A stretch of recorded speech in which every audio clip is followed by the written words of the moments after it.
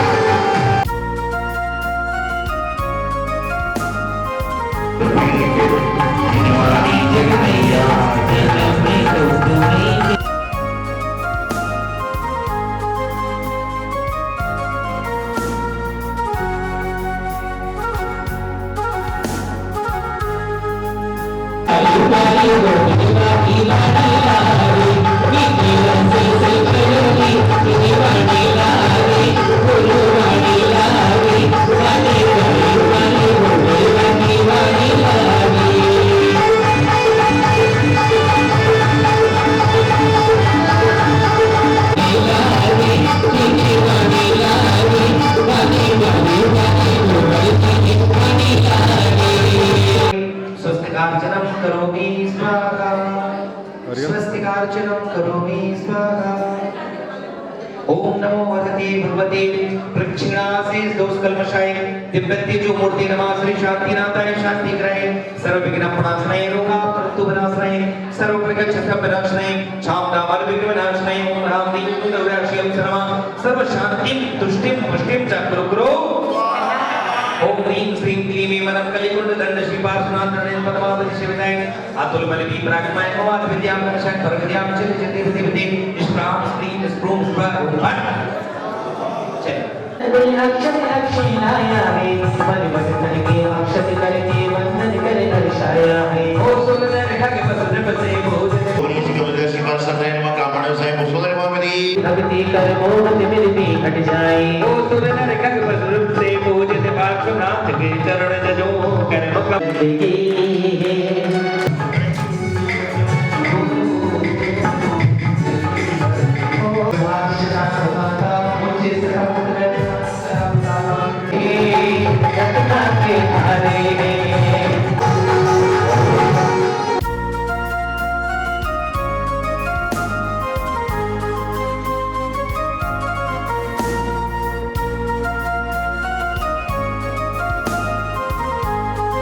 ओम ह्रीं चतुर्भुज पार्षदाय नमः हरिं नमामि।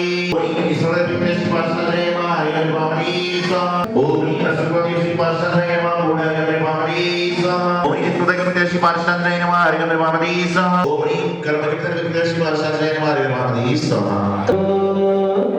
कि मुझको लगे निराला नाम पारसनाथ समाए मन में, मुझको लगे निराला नाम पारसनाथ समाए मन में, पारसनाथ समाए मन में पारस।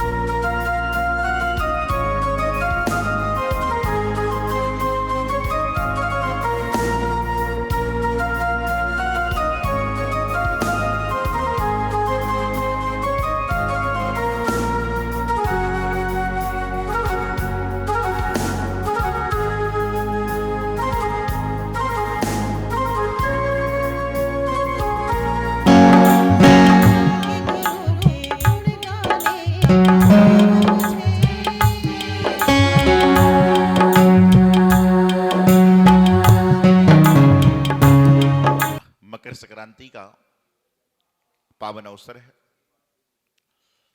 कल संध्या काल में या परसों हम लोग बैठे हुए थे। एक व्यक्ति ने मुझसे पूछा कि जैन धर्म में मकर संक्रांति का क्या मतलब।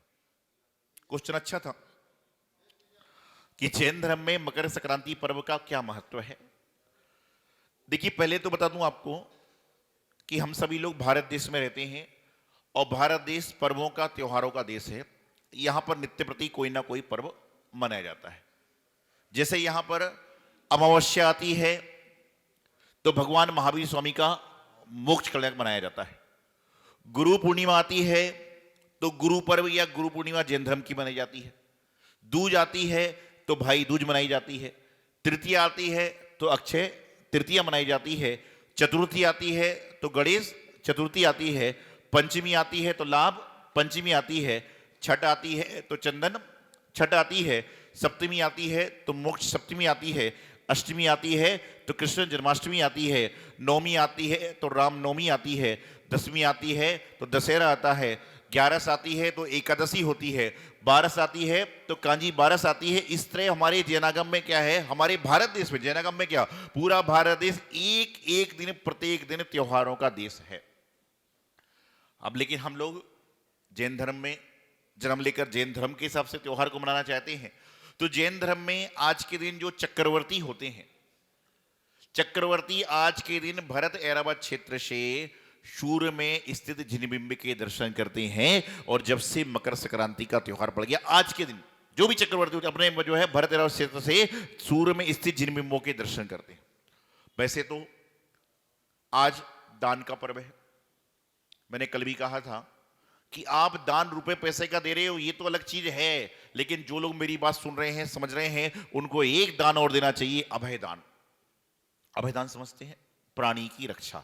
तो आप लोगों को पतंग आदि जो उड़ाते हो, इससे प्राणियों का वध होता है। तो आपने यदि पतंग आदि नहीं उड़ाई तो आपने एक बहुत बड़ा दान कर दिया, जो जीवों की रक्षा हो जाएगी और आपके जीवन का कल्याण हो जाएगा। आप विचार करिए कि यदि आपका बेटा, उसको थोड़ी सी ठोकर लग जाए तो मां का मन कैसा आकुल व्याकुल होता है। तो ये भी तो किसी के लाल हैं, इनमें भी तो जीव है, इनमें भी तो कुछ ना कुछ है। इस बात को विचार करेंगे तो निश्चित रूप से आपको लगेगा कि हम बहुत गलत कार्य कर रहे हैं। और मैं आज बताऊं, बड़े मजे की बात तो यह है कि लोग बाग अपनी स्टेटस पे मुनियों के प्रवचन, मुनियों के जो वाणी आ रही है उसको लगाते हैं कि पतंग नहीं उड़ाना चाहिए, और उनके बच्चे पतंग उड़ा रहे हैं। क्या हो रहा है? स्टेटस तुम दुनिया को दिखाने के लिए लगा रहे हो। अरे स्टेटस ऐसा लगाओ जो आपके अंतरंग को देखने के लिए हो। मैंने अभी बताया था, श्री जैन भगवान के मंदिर में आते हो, सालों से आप मंदिर में आ रहे हो। एक व्यक्ति साल में एक बार मंदिर आता है जो बाहर विदेश में रहता है, और 364 दिन की एनर्जी पारसनाथ भगवान के चरणों से ले जाता है। और आप 365 दिन मंदिर आते हो, कई बार 2-2 बार भी आते हो, लेकिन आपके अंदर में एनर्जी है ही नहीं। उसका सिर्फ कारण यही है कि यहां पर आने के बाद आप किस भाव से आ रहे हो, किस कार्य को कर रहे हो। क्योंकि शास्त्र में कहा गया है, अन्य क्षेत्रे कृतम पापम जिन क्षेत्रे विनश्यति, और जिन क्षेत्रे कृतम पापम न भूतो न भविष्यति। कि अन्य क्षेत्रों में जो कर्म करते हैं वो मंदिर में समाप्त हो सकता है, लेकिन मंदिर में करने वाला कर्म कभी समाप्त नहीं हो सकता। यहां पर अच्छे भावों से, निर्बल भाव से, संतोष परिणाम से, शांति की, समृद्धि की, सुख की प्राप्ति के लिए आए। लेकिन आज यहां पर भी आ रहे हैं तो मेरा तेरा चल ही नहीं रहा है। क्या करूं बहन, मैं तो महाराज जी के सामने गई, महाराज जी ने मुझे विधान में जबरदस्ती बैठा दिया। क्या बताऊं प्रधान जी, दर्शन करने गया, उसने जबरदस्ती धोती पहनवा दी। अरे भाई, जबरदस्ती कोई किसी को नहीं कर सकता, जबरदस्ती करी, लेकिन तुम्हारे भी तो भाव थे जब जाकर तुमने धोती पहनी। ये तो मैं तो कहता बहुतों को, कई तो वहां दर्शन करने जाते धोती के बहाने घर निकल लेते हैं। ये तो आपका पुण्य है कि जो आप धोती दुपट्टे में श्री जी के पास पहुंचे हो, ये आपका पुण्य है कि आप विधान की थाली में बैठे हो। तो महाराज तो विधान सबके लिए करा रहे, समिति ने विधान सबके लिए खुला रखा है, जो भी आओ पाओ, स्वधर्म मारने पे बाकी सब तो बैठ सकते हैं। लेकिन जिसके जीवन का कर्म होगा, पुण्य होगा, वही जिनालय में देव शास्त्र गुरु के पास पहुंचता है। ये तो एक व्यक्ति 50 किलोमीटर से सुबह शाम आ रहा है और एक व्यक्ति आधा किलोमीटर की दूरी से 5 दिन में भी नहीं आ पाता है। ये कर्म चाहिए। यदि हर व्यक्ति का कर्म अच्छा होता तो धोती दुपट्टे वाले ज्यादा, पैंट शर्ट वाले कम होते। मंदिर में अभिषेक करने वाले कितने लोग होते हैं? मंदिर में अभिषेक करने वाले 10 लोग, देखने वाले 50 लोग। क्यों? ये 50 में से 20 आदमी धोती नहीं पहन सकते हैं, लेकिन उनका पुण्य नहीं है। आहार देने वाले 10 लोग, देखने वाले 50 लोग, इनका पुण्य नहीं है। जब तक आपके जीवन का पुण्य उदय में नहीं आएगा, जब तक आपके जीवन का भाग्य सौभाग्य में नहीं बदलेगा, जब तक आप देव शास्त्र गुरु के निकट अच्छे परोपकार के काम नहीं कर सकते। बहुत सारे माता पिता ऐसे होंगे जो अपने बच्चे को पैसे देते हैं कि जाओ रेस्टोरेंट में भोजन करके आ जाना, लेकिन बहुत कम ऐसे माता पिता होंगे जो बच्चे को पैसे देते हैं कि जिन मंदिर में गुल्लक में डाल के आ जाना। आज बचपन से हम लोगों को हमारी माँ बच्चों से पैसे क्यों डलवाती थी? इससे डलवाती थी कि बड़े में संस्कार बने। और ध्यान रखना, जो बच्चा अपने माँ बाप को रेस्टोरेंट ले जा रहा है, घुमाने फिराने ले जा रहा है, ये कोई बहुत बड़ी बात नहीं, हर माँ बाप के बच्चे यही कर रहे हैं। लेकिन जो बच्चा अपने माता पिता को आए और कहे भैया ये मेरा द्रव्य है, आप जिन धर्म में लगा लेना, तो समझ के चलना कि आपने अपनी संतान को ऐसे संस्कार दिए हैं और यही आपके जीवन की पूंजी है। अभी मैं देख रहा था, बात चल रही थी, ईट की उनकी पुत्री आई, वो बोले महाराज जी जो लगाना लगा लीजिए। ये भाव है आदमी के, ये व्यवस्था है कि भाई धर्म काम हो रहा है तो सारा काम करो। तो ये सब चीजें हैं, संस्कार से होती है। द्रव्य अपनी जगह है, भाव भी तो अपनी जगह है। आप बहुत बड़ा कार्य नहीं कर सकते, लेकिन छोटा छोटा काम तो मंदिर में कर सकते। एक बार 2002 में गुरुजी के संग में मैं था, विधान चल रहा था। एक मंदिर वाले व्यवस्था रखते हैं। अभी कुछ दिनों पहले मुझसे एक प्रश्न हुआ था कि महाराज जी मंदिरों में बोलियां क्यों लगती हैं, मंदिर में ऐसा क्यों होता है, ऐसा क्यों होता है? तो मैंने उससे इतना ही कहा कि आप नियम ले लो कि जब महाराज जी का जहाँ कार्यक्रम होगा, मैं वहाँ भोजन कभी नहीं करूंगा, मैं वहाँ पे एसी की मांग नहीं करूंगा, वहाँ मैं कुर्सी टेबल की मांग करूंगा। सब लोग ये नियम ले लो, ऑटोमेटिक प्रवचन मंदिर में होगा, भोजन खत्म हो जाएगा, बोली लगाने की जरूरत ही नहीं पड़ेगी। आपको बोली दिख रही है, लेकिन उसके पीछे की व्यवस्थाएं नहीं दिख रही। मैं हमेशा एक बात करता हूं, इंसान 2 तरह से धर्म में जुड़ सकता है। ये तो द्रव्य का दान करे, या तो आप दान के माध्यम से जुड़िए या योगदान के माध्यम से जुड़िए। कुछ तो करो। आपको दान भी नहीं करना, आपको योगदान भी नहीं करना, और आप बोलो कि सबसे पहले मैं आ गया हूं, तो नहीं होगा। हर चीज की अपनी व्यवस्था है। तो मैं आपको बता रहा था कि बात चल रही थी कि इस तरह के लोग हुआ करते, आते हैं, जाते हैं, करते हैं, कराते हैं, सारा काम कर देते हैं, और लोग अपनी अपनी बात को करके चले जाते हैं। तो एक व्यक्ति आया, जब मैं चतुर्मास चल रहा था कहीं पर 2002 में, विधान का आयोजन हुआ। समिति वालों ने कहा भाई कि 1100 रुपये, 2002 की बात है, 1100 रुपये में इंद्रदानी बैठाएंगे। 5-6 लोग गुरुदेव के पास में आए, बोले महाराज जी हर जगह द्रव्य की बात होती है, हम लोग रह ही जाते हैं। तो आचार्य जी ने मुझसे कहा भाई टेकल करो, क्या व्यवस्था है। मैंने उनसे कहा कमेटी से कि 20 जोड़ों को हम निःशुल्क बैठाएंगे, लेकिन उनसे मैं एक बार मिलूंगा। 2-3 बंदे आए, एक व्यक्ति आया, मैंने पूछा आप क्या करते हैं? उसने बताया ऐसी व्यवस्था है। 2002 की बात बता रहा हूँ। मैंने कहा तनख्वाह कितनी होगी महीने की? बोले 3-4 हज़ार रुपये तनख्वाह है। हम बोले भाई प्रधान जी इसका नाम लिखो, विधान बैठाओ इसको।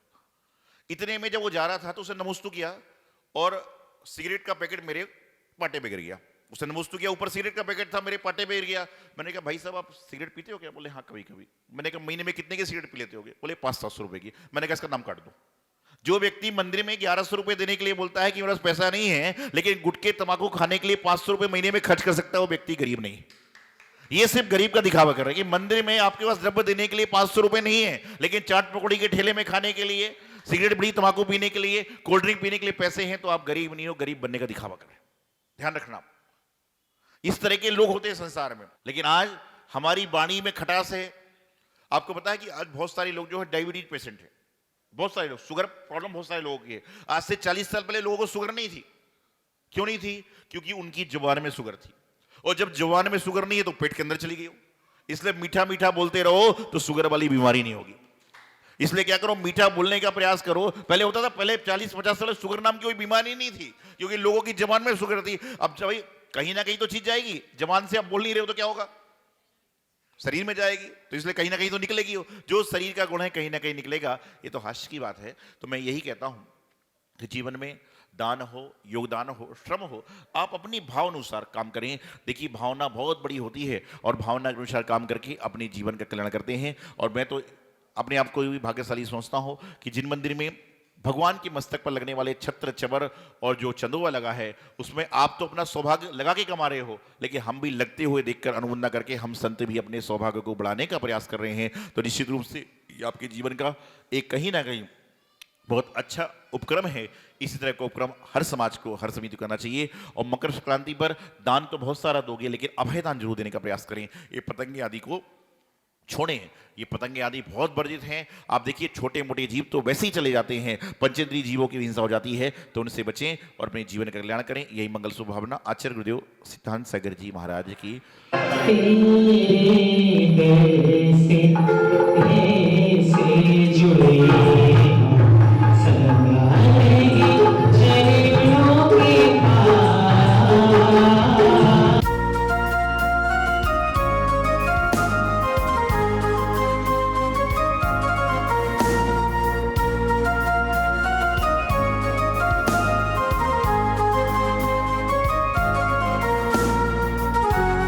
ओम शिवार्चनांजलिंद्राय नमः। ओम शिवार्चनांजलिंद्राय नमः। शिवार्चनांजलिंद्राय नमः। ओम शिवार्चनांजलिंद्राय नमः। शिवार्चनांजलिंद्राय नमः।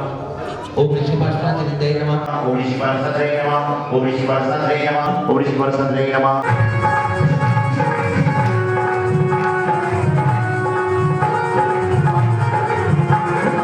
बाहर से बीमार था, चला मुझे कभी तेरी बाहर से, कभी लगे गुलाब से, कभी लगे चांद से।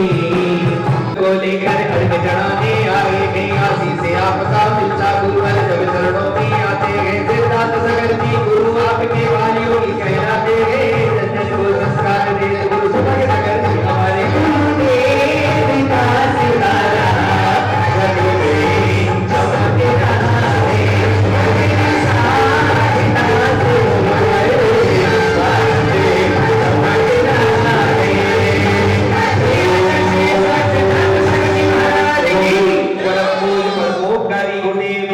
कचनेर जी के छोटे बाबा प्रमुखकारी गुटे वाले योगी आचार्य भगवान सौभाग्य सागर जी मुनिंद्राय नमः। भलाभिमान गंधर्वाणी नमो गुरुदेव, नमो सुगुरुदेव, नमो। इस कार्यक्रम के पुण्यार्जक थे Saubhagya Kohinoor, Shri Sanjay Jain, Shrimati Mamta Jain, Greater Kailash Delhi, Shri Rajiv Jain, Shrimati Meenakshi Jain, Civil Lines Delhi, Shri Sudhir Jain, Shrimati Poonam Jain, Model Town Delhi, Shri Vijender Jain, Shrimati Nirmal Jain, Gurugram, Shri Rajan Jain, Shrimati Monika Jain, Janakpuri Delhi.